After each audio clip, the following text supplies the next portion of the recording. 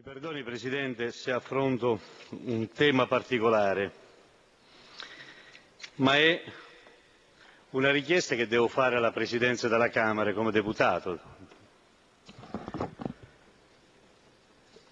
Ci sono due prese di posizione importanti, due prese di posizione che riguardano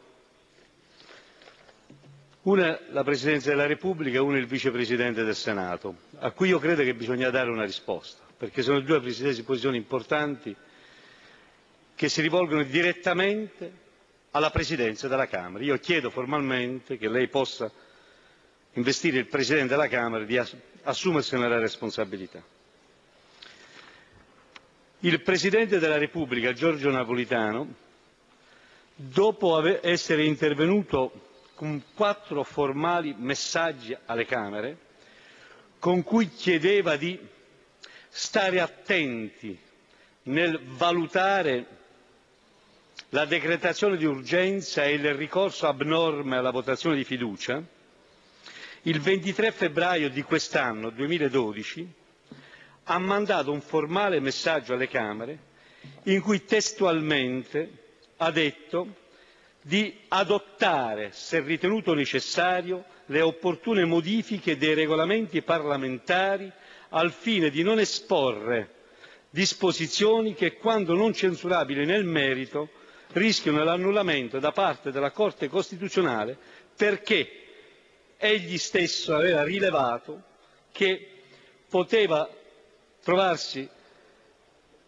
di fronte a decretazioni di urgenza la cui ammissibilità era a rischio per difetto di attinenza allo specifico oggetto tra la decretazione d'urgenza e i provvedimenti emanati.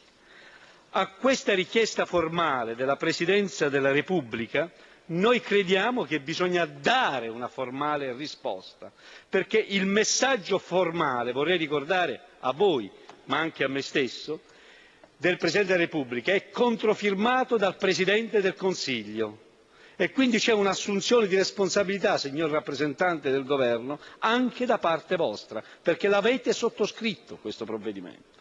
A ciò si aggiunga un'altra richiesta formale, informale questa volta, che però perviene oggi dal Vicepresidente del Senato, il quale dice testualmente: ma perché dà così fastidio ai colleghi? No. Ma perché?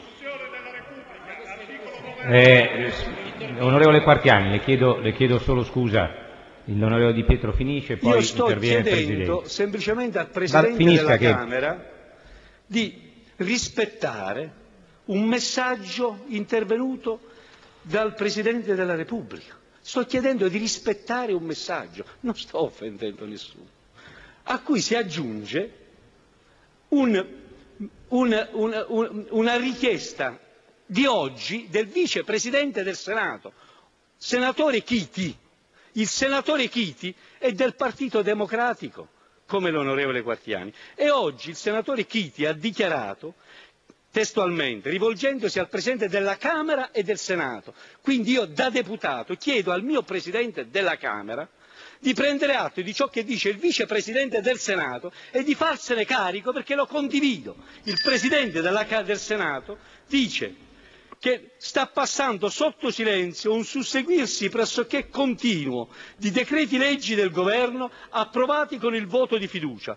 Con quello di oggi alla Camera siamo a tentate in 8 mesi, e aggiunge: così non si può continuare, il ruolo del Parlamento diviene inesistente, chiediamo passi concreti nei confronti del Governo da parte dei Presidenti di Camera e Senato, perché spetta a noi e non ad altri tutelare la funzione del Parlamento. La richiesta è chiara, onorevole Di Pietro. Io chiedo a lei di chiedere al Presidente della Camera che, così come chiede il Vicepresidente del Senato, di queste persone che hanno tanto la coda di paglia, e così come chiede il Presidente della Repubblica, una volta per tutte si prenda carico del ruolo da assegnare ai decreti legge e non si abusi di esso.